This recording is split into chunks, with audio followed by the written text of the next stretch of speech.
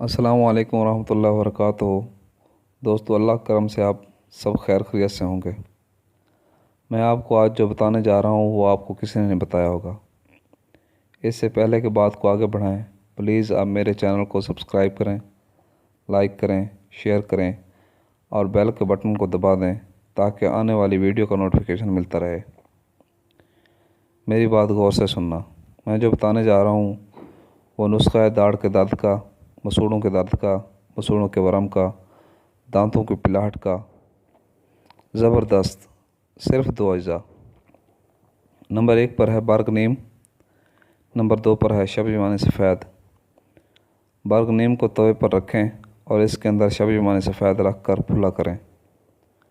जब फुला हो जाए तो उतार कर पाउडर बना लें और इस्तेमाल में लाएं।